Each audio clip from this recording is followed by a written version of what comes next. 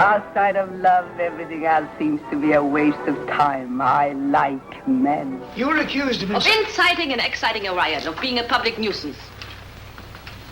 I'm a bad influence. During the golden age of Hollywood, two actresses epitomized sensuous women of mystery, or what one critic called the glamour of sin. One was known as the mysterious stranger and the Swedish Sphinx.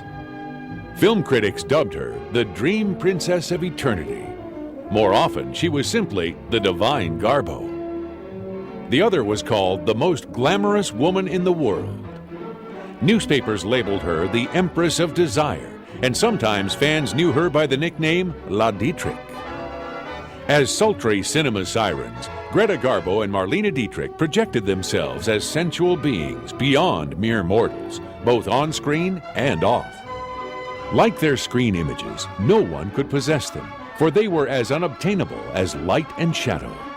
The mystery and mystique of these two cinema legends live on in their classic movies, which have immortalized them as two of Hollywood's greatest rivals. Foreign movie stars have always had a hint of the exotic in Hollywood's dream machine. Two of the most glamorous and enigmatic actresses of all time were Greta Garbo and Marlene Dietrich. Nothing doing. I'm an actress. Their studios, MGM and Paramount, pitted them against each other, playing highly exotic roles in a battle for box office popularity. Strange fates intertwined their careers. Both began playing small parts in their native lands. Both were discovered by influential directors who brought them to America. And both emerged as movie love goddesses during the golden age of Hollywood. Although Garbo made relatively few films compared with her contemporaries, she became one of the biggest stars of all time, one that has yet to dim. Greta Garbo, a dear woman, very sweet woman, a lovely woman, rather overrated as an actress. George Cukor, who loved her, adored her, he said, you didn't see it when you shot it, even how great it was. Right. It's on the screen afterwards, suddenly appear this mystique. Not as ethereal as Greta, but also charged with sensuality, Marlene tested the standards of her time with ambiguous sexual orientation and brazen demeanor. Marlene Dietrich had quite a fabulous career. She was one of the great glamour stars. Strangely enough, the two rivals often crossed each other's paths. Greta Louise Gustafsson was born on September 18, 1905, and grew up in poverty in Stockholm, Sweden. As a teenager, she worked as a salesgirl in a large department store. There, her natural beauty earned her a role in a promotional film for her employers, How Not to Dress. This led to other parts in commercials and in a slapstick comedy short, Peter the Tramp. Greta won a scholarship to a prestigious dramatic school. There she met Moritz Stiller, one of Sweden's most acclaimed directors. Looking for an actress to play one of the leads in his epic 1924 film, The Atonement of Gösta Berling, Stiller cast Greta as the hero's romantic interest. The 17-year-old actress played Countess Elizabeth Dona, a married woman who falls in love with a disgraced and defrocked minister. Her purity and love help redeem him. Stiller and Greta became inseparable, with the director carefully coaching and cultivating the young actress, introducing her to society and managing her personal affairs. His domination of her was total, but beneficial. Stiller changed Greta's surname from Gustafsson to Garbo, although he had originally considered naming her Mona Gabor. Whether they were romantically involved remains a mystery. While some murmured that Stiller and Garbo were like Svengali and Trilby, the results transformed Greta from a shy, awkward teenager into the actress who would become known as the Divine Garbo. The Atonement of Gösta Berling opened to mixed reviews in Sweden, but in Germany it was greeted with great critical acclaim. Garbo's performance garnered rave reviews and earned her a starring role along with the great cinema diva Asta Nielsen in a German film. Street of Sorrow told the plight of women forced into prostitution, to help support their families in post-World War I Vienna. Nielsen and Garbo played women who became caught in this web.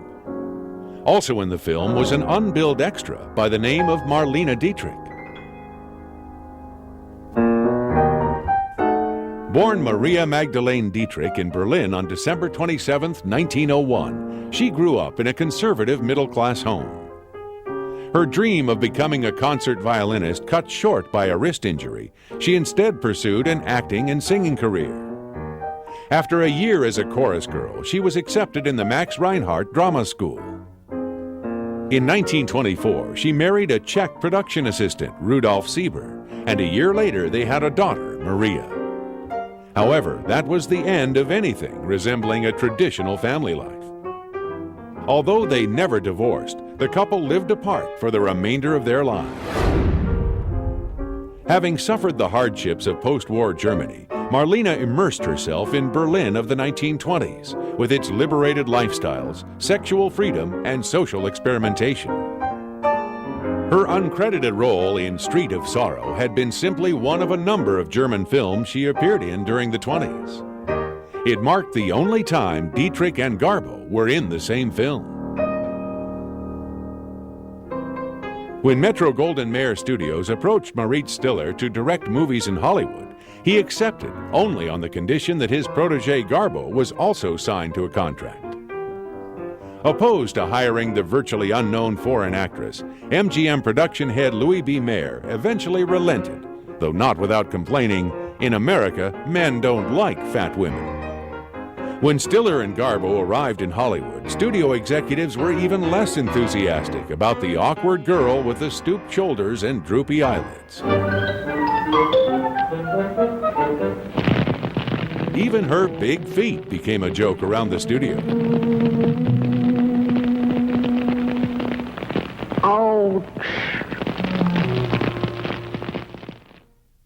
But before the cameras, Greta came to life, becoming radiant, sensual, and absolutely captivating. I was Garbo's cameraman on 24 of her 26 pictures. Among all the stars that I've photographed over the years, she was the most outstanding and certainly the most photogenic.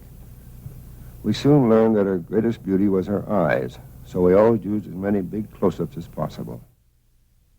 Ricardo Cortez co-starred with Garbo in her first American film, The Torrent. During the time we were making the picture, a friend of mine came on the set with Marcus Lowe, who was then president of MGM Pictures. And my friend said, "Who is that girl?" Mr. Lowe looked at Miss Garbo and said, "I don't know. Some girl they brought over from Sweden." That girl from Sweden was something, wasn't she? With the release of The Torrent, a new star rose in Hollywood. MGM cast her in a series of femme fatale roles to capitalize on their sultry new star. Garbo quickly became one of the top names in movies. Moritz Stiller did not share in her success. Unable to adapt to the American style of production, he went back to Sweden. He died a year later.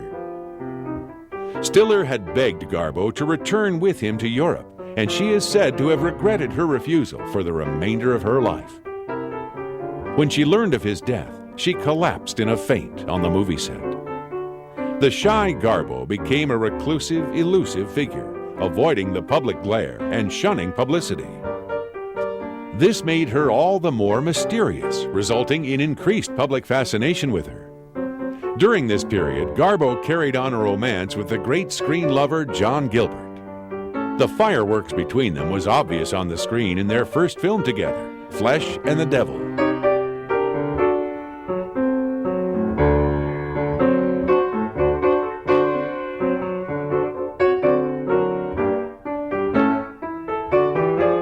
For their next picture, Love, studio publicists slyly linked the two actors romantically with the advertising line, Garbo and Gilbert in love. Movie star biographer Eve Golden talks about the famous Garbo-Gilbert affair. John Gilbert fell in love with almost every actress he worked with. All of his wives were actresses. He fell in love with actresses between times. Sometimes it worked out and sometimes it didn't. In 1926, he made Flesh and the Devil with Greta Garbo and fell madly head over heels in love with her. How great a love affair it was is under some suspicion. John Gilbert might have exaggerated it a bit because he was that sort of a person. But she and John Gilbert did remain friends to the end. Gilbert never hid his affection for Garbo, but the Swedish Sphinx denied there was anything between them, ending their affair in 1929. MGM capitalized on Garbo's growing mystique. In The Mysterious Lady, Garbo continued in vamp mode, playing a Russian spy seducing an Austrian general. The title gave her one of her nicknames, further securing her place as one of Hollywood's greatest stars.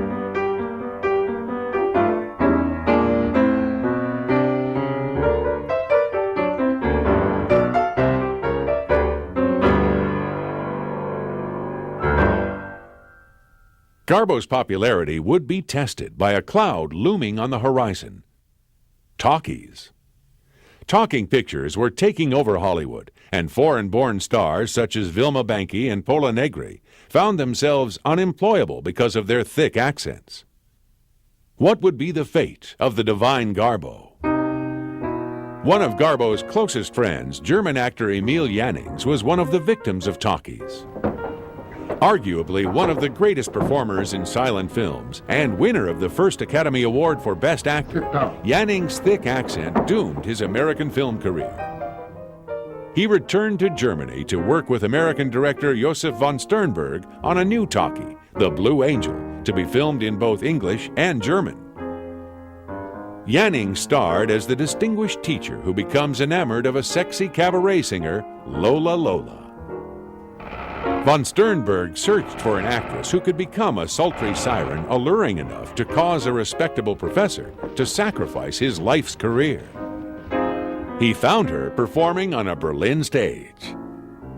After her appearance in Street of Sorrow, Marlene Dietrich's career continued to grow in German movies, gaining popularity. She never lost an opportunity to show off her fabulous legs.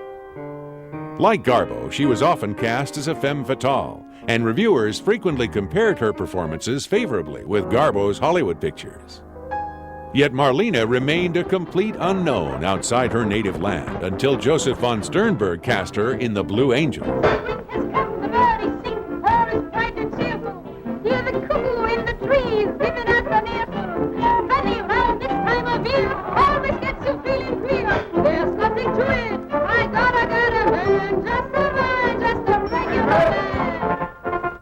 Film 701, Sternberg, Frau Dietrich, 195, Aufnahme 3.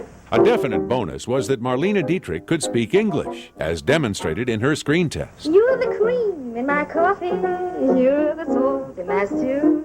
You will always be my necessity, I'm lost without you. Ich bin von Kopf bis Fuß auf Liebe eingestellt. As Stiller had with Garbo, von Sternberg took over Marlene's life, coaching and molding her into the seductive cabaret singer Lola Lola. Like Garbo, Dietrich was forced to slim down to become acceptable to American audiences. While remaking Marlene from plump Frau to enigmatic woman of the world, Sternberg also took Marlene as his lover. Falling in love again, never want a fool. Best known in the English language version is Marlene singing Falling in Love Again, which became her theme song. The image of Lola Lola became so strong that it cast Dietrich in the mode for most of her screen career. What's a girl to do? Can't help it. Even